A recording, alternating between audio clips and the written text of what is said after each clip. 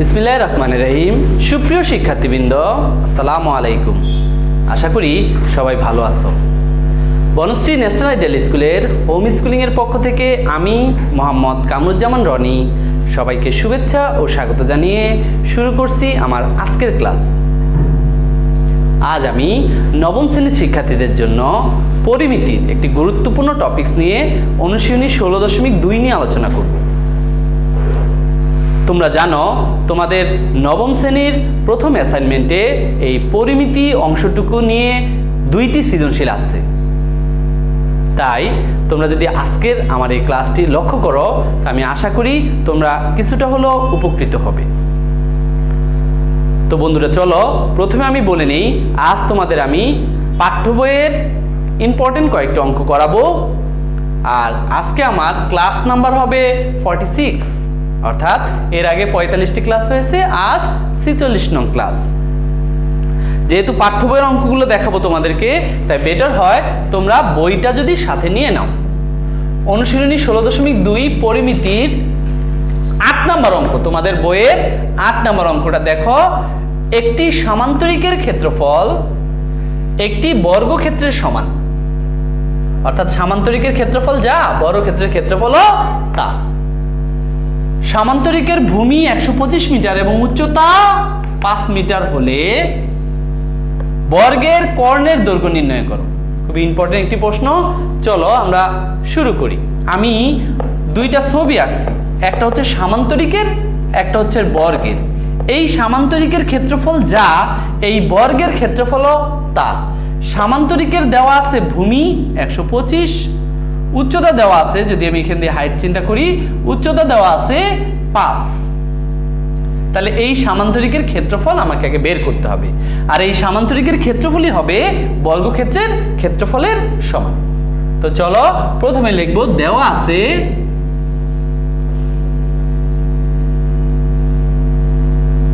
সামান্তরিকের ভূমি কত, 125 মিটার। প্রশ্ন দেখে লিখলাম সামান্তরিকের ভূমি 125 মিটার এবং উচ্চতা কত, 5 মিটার। আমরা জানি সামান্তরিকের ক্ষেত্রফল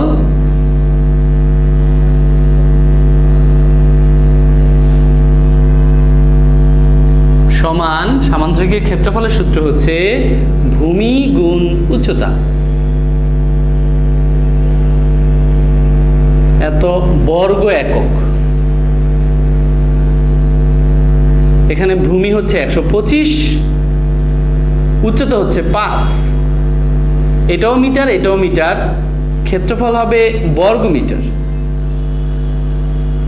গুণ করব, 5 5 25, 5 হাত আছে 2, 5 2 10 12, 2 হাত আছে 1, 625 বর্গ মিটার। এটা কি পেলাম? সামান্তরিকের ক্ষেত্রফল পেলাম। আর এই সামান্তরিকের ক্ষেত্রফলই বর্গের ক্ষেত্রফলের সমান। যেহেতু সামান্তরিকের ক্ষেত্রফল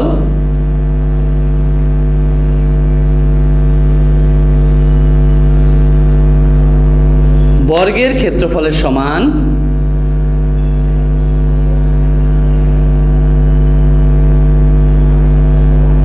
সুতরাং বর্গক্ষেত্রের ক্ষেত্রফল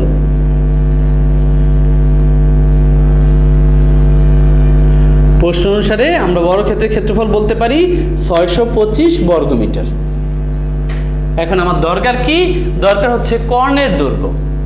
আমরা জানি বর্গের কর্ণের দৈর্ঘ্য সূত্র হচ্ছে √2 ইন্টু এক বাহুর দৈর্ঘ্য। তাহলে প্রথম কাজ, এক বাহুর দৈর্ঘ্য বের করা। কার? বর্গের। বর্গের ক্ষেত্রফল যদি 625 হয়, এক বাহুর দৈর্ঘ্য কত হবে? সুতরাং বর্গের এক বাহুর দৈর্ঘ্য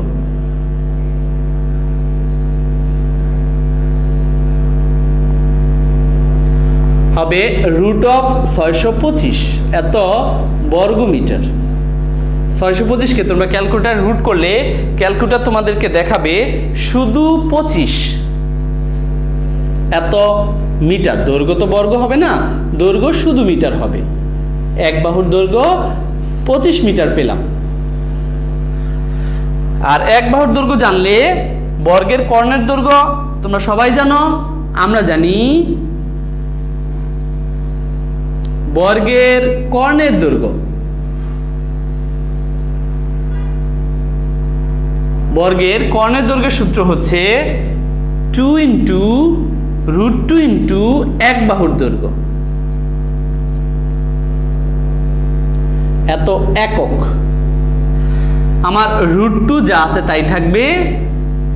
এক বাহুর দৈর্ঘ্য একটু কষ্ট করে বের করছি 25, এত মিটার। এখন আমরা ক্যালকুলেটরে চাপ দেব। 25কে √2 দিয়ে গুণ দিলে ক্যালকুলেটর আমাকে দেখাবে 35.36 এত মিটার। অবশ্যই এখানে প্রায় লিখব, দশমিক পরে যেহেতু আমরা কিছু বাদ দেই, সুতরাং অবশ্যই প্রায় লিখতে হবে। এটাই হচ্ছে আমার এই অঙ্কের উত্তর, 35.36 মিটার প্রায়।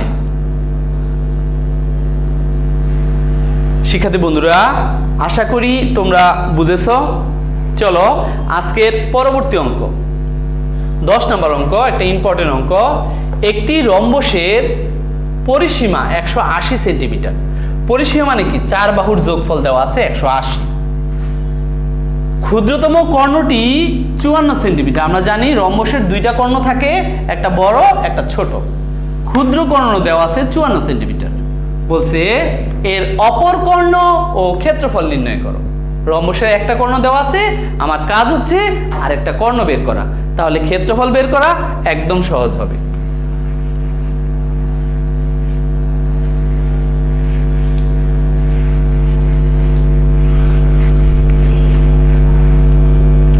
চলো প্রথমেই 10 নাম্বার দিয়ে আমরা লিখব রম্বসের ছবিটা একটু এঁকে নিই। রম্বস মানে হচ্ছে যে চতুর্ভুজের 4টা বাহুই সমান কিন্তু কোনো কোণই সমকোণ নয়। এই রম্বসের নাম দিলাম আমি ABCD, একটা রম্বস। এই রম্বসের দুইটা কর্ণ, একটা হচ্ছে AC, তোমরা পরীক্ষায় খাতায় অবশ্যই পেন্সিল দিয়ে চিত্র আঁকবে। আরেকটি কর্ণ হচ্ছে BD। এই দুইটা কর্ণ পরস্পরকে O বিন্দুতে ছেদ করেছে। আমরা জানি রম্বসের কর্ণগুলো পরস্পরকে সমকোণে সমদ্বিখণ্ডিত করে, অর্থাৎ এখানে এখানে এখানে এখানে 4 জায়গায় 90 ডিগ্রি কোণ থাকবে। তাহলে আমরা কি করব? আমরা এই ক্ষুদ্র কর্ণ, এই দুইটা কর্ণের মধ্যে AC আর BD এর মধ্যে BDটা আমাকে দিয়ে দিছে, আমি AC বের করব। তো চলো প্রথমে লিখব, মনে করি ABCD রম্বসের দুইটি কর্ণ। কর্ণ দুইটার নাম কি? AC ও BD। পরস্পর O বিন্দুতে ছেদ করেছে, পরস্পর O বিন্দুতে ছেদ করেছে।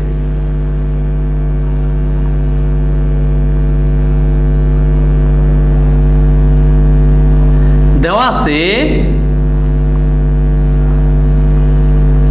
কি? দেওয়া আছে রম্বসের পরিসীমা। রম্বসের পরিসীমা প্রশ্নে দেওয়া আছে 180 সেন্টিমিটার। পরিসীমা মানে কি? 4 বাহুর যোগফল। তাহলে এক বাহু কত? যেহেতু 4টা বাহু সমান, 4 দিয়ে ভাগ করব, সুতরাং এক বাহুর দৈর্ঘ্য। প্রত্যেকটা বাহু সমান হবে। AB সমান BC সমান CD সমান DA সমান 180কে 4 দিয়ে ভাগ করব, পেয়ে যাব আমরা এক বাহুর দৈর্ঘ্য 45 সেন্টিমিটার পেয়ে গেলাম। একটা বাহু পেয়ে গেলাম 45 সেন্টিমিটার। এখন এই বাহুটা আমি জানি কত? 45। এই ক্ষুদ্র কর্ণটাও জানি BD, আর তার অর্ধেক, অর্থাৎ O বিন্দুতে যেহেতু সমদ্বিখণ্ডিত হয়েছে তার অর্ধেকও আমি জানি 54কে 2 দিয়ে ভাগ করব। ক্ষুদ্র কর্ণ বিডি সমান সমান প্রশ্নে দেওয়া আছে 54 সেন্টিমিটার। যেহেতু রম্বসের কর্ণদ্বয় পরস্পরকে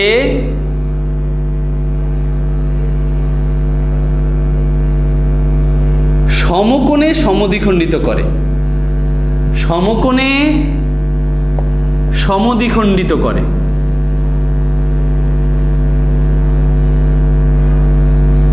সুতরাং বিও সমান ওডি সমান এই 54কে আমরা 2 দিয়ে ভাগ দেব।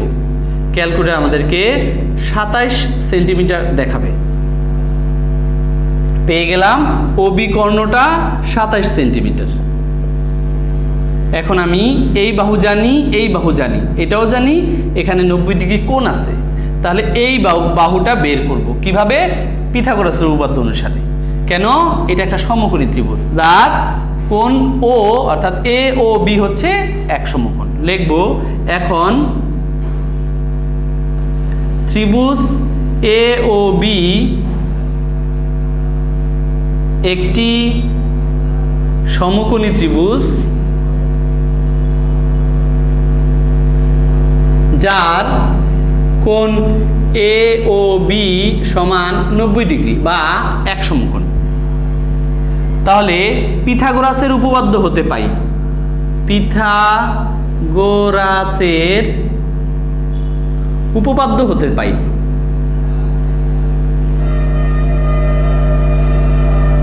কি পাই? পিথাগোরাস আমাদের কি শিখাইছে? যে অতিভুজের উপর বর্গ করো, অপর দুই বাহুর উপর বর্গ করে যোগ করো। অতিভুজকে আমার এ বি স্কয়ার, অপর দুই বাহুকে এ ও স্কয়ার প্লাস ও বি স্কয়ার। এখানে আমার এ ওর মানটা দরকার। তাহলে এ ও স্কয়ার সমান কি হবে? A B square minus O B square, বা এ ও স্কয়ার সমান সমান আমি এ বির মান জানি 45, তারপর স্কয়ার আছে দিলাম, মাইনাস আমি ও বির মান জানি 27, তারপর স্কয়ার আছে দিলাম। আমার এ ওর মানটা বের করতে হবে। তাহলে প্রথমে ক্যালকুলেটর চাপ দিয়ে আমি 45কে 45 দিয়ে গুণ দেব। ক্যালকুলেটর আমাকে দেখাবে 2025 যোগ মাইনাস এখানে 27 স্কয়ার আছে, তাহলে 27কে 27 দিয়ে গুণ করব 729, বিয়োগ করব 6, 3 আছে 12 হবে 9 হলে, 8 আছে 10 হবে 2 হলে, হাতে আছে 1, 1296। এই 1296কে এখন আমি রুট করব। তাহলে এ ওর মানটা পেয়ে যাব কত? 36। তোমরা ক্যালকুলেটরে 1296কে রুট করবে। যেহেতু রুট করলে প্লাস মাইনাস আসে, এখানে শুধু ধনাত্মক মানগুলোই গ্রহণযোগ্য হবে। কেন? এ ও হচ্ছে একটা দৈর্ঘ্য, আর বাহুর দৈর্ঘ্য সবসময় ধনাত্মক হবে। তাহলে পেয়ে গেলাম আমি এ ওর মান। এ ওর মান যদি পাই, অপর কর্ণ বের করতে পারবো, বা অপর কর্ণ যেটা এসি, এসি সমান সমান কি হবে? এ ওর দ্বিগুণ, ডাবল, 2 ইন্টু এ ও, 2 যা আছে তাই। আমার এ ওর মান দেওয়া আছে, একটু আগে বের করছি 36 এত সেন্টিমিটার। 36কে 2 দিয়ে ভাগ করব 72 সেন্টিমিটার। এইটা হচ্ছে আমার একটা উত্তর। অপর কর্ণ চাইছে, এটা একটা উত্তর হবে। এবার পাশাপাশি আমাকে ক্ষেত্রফল বের করতে হবে। বলছে অপর কর্ণ ও ক্ষেত্রফল বের করব। লিখব আমরা জানি, কি জানি? রম্বসের ক্ষেত্রফল। আমরা জানি রম্বসের ক্ষেত্রফল সমান সমান সূত্র হচ্ছে হাফ ইন্টু কর্ণদ্বয়ের গুণফল, হাফ ইন্টু কর্ণদ্বয়ের গুণফল,